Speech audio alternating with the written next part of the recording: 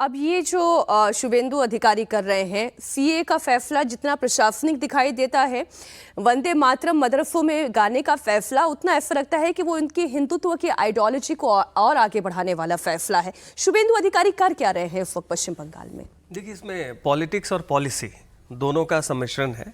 पहली बात जो ये डिटेक्ट, डिलीट एंड डिपोर्ट, उसमें डिटेक्ट और डिलीट तो आसान है।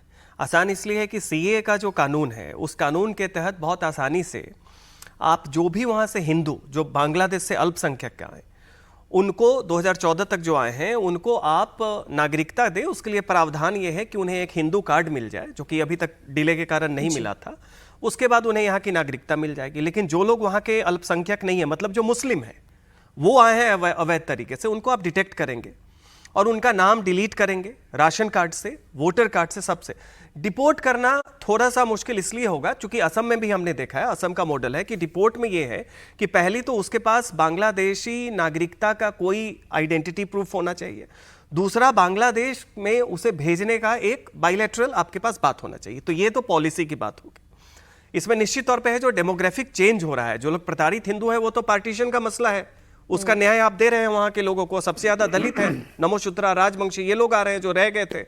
लेकिन जो मुस्लिम्स वहां से आ रहे हैं, वो निश्चित तौर पे डेमोग्राफिक खतरा है। दूसरी बात जो आप कह रहे हैं मदरसे में वंदे मातरम, इसमें एक राजनीति भी है। राजनीति के साथ राष्ट्रीय सुरक्षा का भी मसला है, क्योंकि बहुत सारे मदरसे जो बांग्लादेश में ये पश्चिम बंगाल में हैं, वो अहले हदीस वाले हैं, जिनमें जो देवबंदी हैं या वहाबी फंडिंग आप जिसे कहते हैं, जिसमें इस्लाम का एक कट्टर स्वरूप, जिसमें स्थानीय जो भी उनके सूफी हो या पहले से चली आ रही हो बात, वो पीर फकीर वाली जो चली आ रही है, चादर चढ़ाने वाली मजारों पे, उन सबको हटा के एक कट्टर मुसलमान जो कि बिल्कुल सऊदी अरेबिया और गल्फ में जो पढ़ाया जाता है, वो बनाने में उसका सिलेबस आप देखेंगे तो उसमें ऐसे ऐसी बातें बताई जाती है जो आगे चल के एक आतंकवादी बनने के लिए बहुत ही पोटेंट, वल्नरेबल हो सकता है।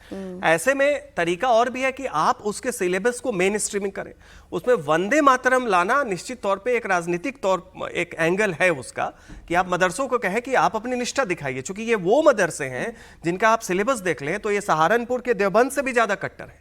आप कई बार जाएंगे कलकत्ता में तो ये पाएंगे कि वहाँ जो हिंदी या उर्दू भाषी मुसलमान हैं, जो यूपी बिहार वगैरह से जाते हैं, उनसे जब बात करेंगे तो वो बताएंगे कि नहीं नहीं, हम लोग तो फिर भी मान लेते हैं, मिलजुल के चलते हैं, ये जो बांग्ला भाषी हैं। और इसी कारण से जब बांग्ला पक्खो गार्गा चटर्जी वाली जो मुहिम थी, बड़ी खतरनाक थी, क्योंकि भाषा के नाम पे आप 46 में आपका कत्लेआम होता है कलकत्ता से लेके आज जो बांग्लादेश है, उसके बाद लगातार 71 से लेके अभी तक होता आया है। भाषा ने आपको कभी नहीं, बांग्ला भाषी होने ने कभी भी वहां के हिंदुओं को या अल्पसंख्यकों को बचाया नहीं।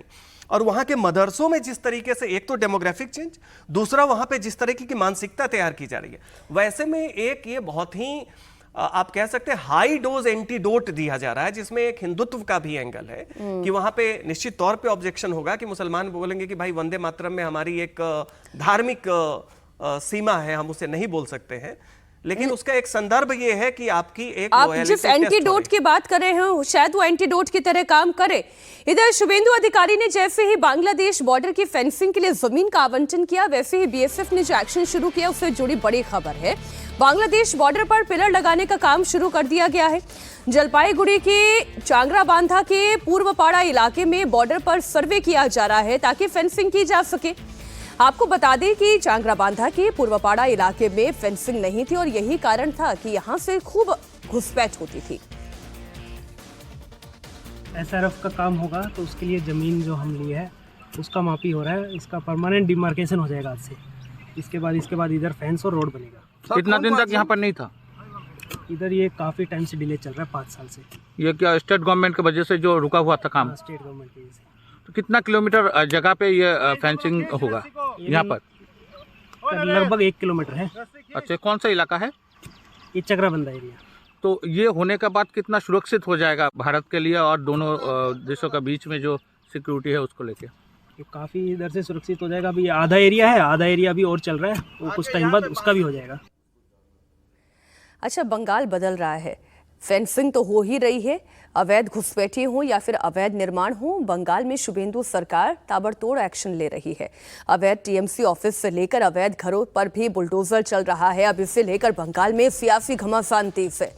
चुनाव के नतीजे के बाद फिर टीएमसी दफ्तरों पर हो रहे बुलडोजर एक्शन से ममता बनर्जी भड़की हुई हैं। बुलडोजर एक्शन के खिलाफ टीएमसी के नेता और कार्यकर्ता चक्का जाम करने के लिए बैठे। बुलडोजर एक्शन के खिलाफ टीएमसी बालीगंज और सियालदह समेत 3 जगहों पर प्रोटेस्ट भी करने की योजना बना रही है। एक तस्वीर मैं आपके सामने रख रही हूँ। अच्छा, इंटरेस्टिंग बात यह है कि सियालदह का नाम आया तो मुझे ध्यान आया अजय जी की रिजू दत्ता जो हैं, जो टीएमसी के प्रवक्ता थे, उन्होंने सियालदह रेलवे स्टेशन की तस्वीर पोस्ट कर दी। तो बंगाल तो बदल रहा है, अब वो चाहे बॉर्डर पर फेंसिंग हो, चाहे अवैध अतिक्रमणों पर बुलडोजर हो। यही हमने जो पहले का यही बंगाल मॉडल है।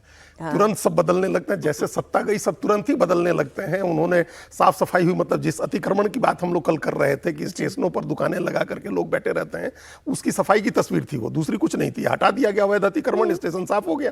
तो और वो तुरंत वो उसकी तस्वीर उन्होंने पोस्ट कर दी। वो अभी निलंबित भी चल रहे हैं पार्टी से। ये जो अभी 2-3 बातें हमको जल्दी हम कहते हैं। तृणमूल कांग्रेस की जो बात अभी आप कह रही हैं, ये जो प्रदर्शन हो रहे हैं, अब कल एक प्रदर्शन था जिसमें इनके 44 एमएलए नहीं आए। ममता बनर्जी ने प्रदर्शन आयोजित किया, सिर्फ 36 एमएलए आए, उसमें 34 आए, बल्कि 46 नहीं आए। पहले 30-31 आए, फिर 3 लोग जैसे तैसे आए। कहा गया कि लोग अपने अपने क्षेत्रों में हैं और 10 तरह की बातें। जब आपने बुलाया अपने विधायकों को धरना प्रदर्शन करने के लिए, आपके 46 एमएलए नहीं आए।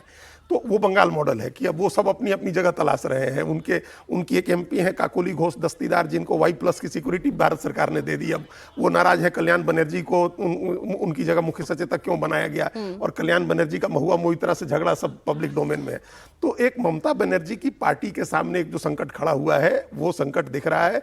और ये इस बहाने ये पार्टी अतिक्रमण हटाने, दफ्तर तोड़े जाने, इन सब बातों के बहाने ममता बनर्जी सबको एकजुट करना चाह रही है, जिसमें उनको कोई कामयाबी नहीं मिल रही है। अब वो जो डिटेक्ट, डिलीट और डिपोर्ट वाले मामले में हम एक बात उसमें जोड़ना जरूरी है। सीए से तो आप सीए का कानून तो हो गया, लागू है, उसमें आप हिंदू लोगों को ही तो नागरिकता देनी है, गैर मुसलमान को नागरिकता देनी है। लेकिन अभी आपके सामने तार्किक विसंगति वाली 27,10,000 लोगों की लिस्ट है, जिसमें से कई हजार लोगों के दस्तावेज जांच करके, और ट्रिब्यूनल ने भी कह दिया है कि ये भारतीय नहीं है, मतलब इनके पास दस्तावेज नहीं है वोटर होने की। वो तो आपके सामने है ना। वो तो आपके सामने है। वो 1,000, 2,000, 5,000 लोग तो अभी आइडेंटिफाई हो गए, जिनको न्यायाधिकरण ने भी जिनके दावे को खारिज कर दिया है।